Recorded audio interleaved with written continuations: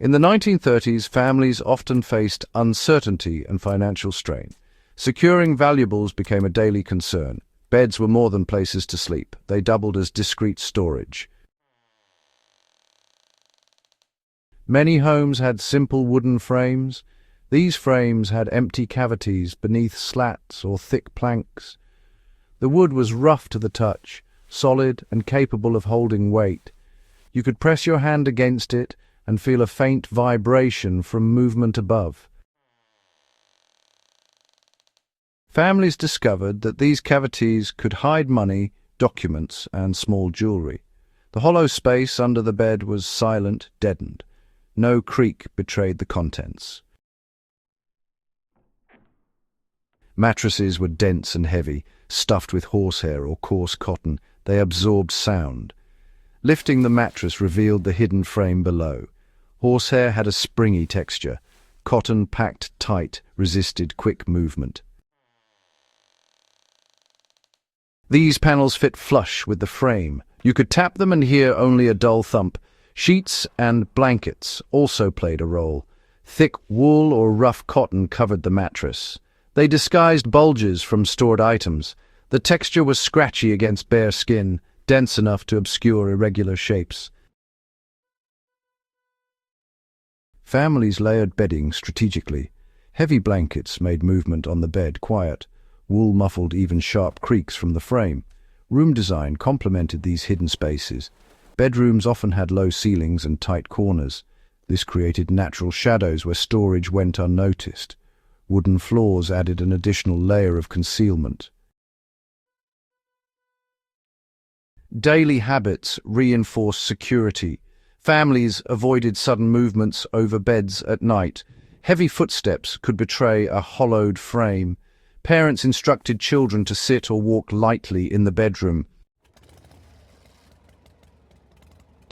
Locks were occasionally added but were minimal. Small metal clasps or wooden pegs kept panels in place.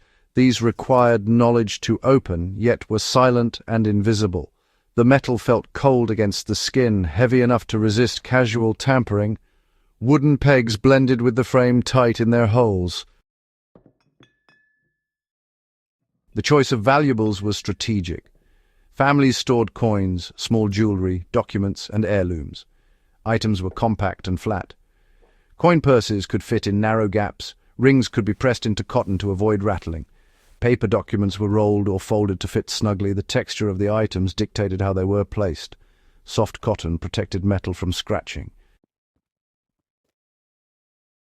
Visual cues were subtle. Discoloration in wood, slight gaps, or uneven bedding indicated hidden areas. Families relied on memory rather than labels. They touched edges lightly to confirm placement. Fingerprints pressed into wood were barely noticeable. The room remained ordinary to visitors. Noise control extended to the structure, you know. Bed slats creaked under weight, and families learned the exact spots where pressure caused sound. They avoided storing heavy items in those areas. The hollow sections chosen were naturally quiet. Materials really shaped concealment.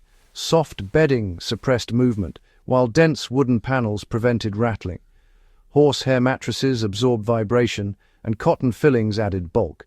Together, they created layers that masked the presence of valuables. Lighting was critical. Bedrooms were often lit with small lamps or shaded windows, and shadows deepened concealment. The compartment under the bed became nearly invisible under dim light. Accessibility mattered, of course. Compartments were reachable without leaving the bed.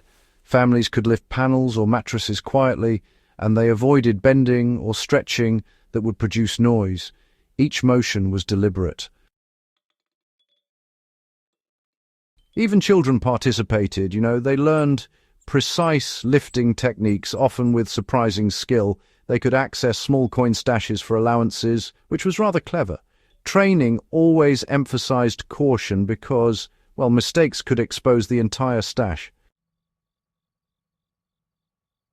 These days, the application is really quite straightforward. You can replicate these methods using old-fashioned wooden bed frames today. Hollow spaces beneath thick mattresses offer ideal storage for documents or valuables. Dense materials like wool or cotton, they just enhance the concealment. Minimal locks or pegs provide extra security too. Every tactile detail matters here. The weight of the mattress, the firmness of the wood, the resistance of the cotton. All these elements combine to protect the contents. Families of the 1930s relied on subtle sensory cues.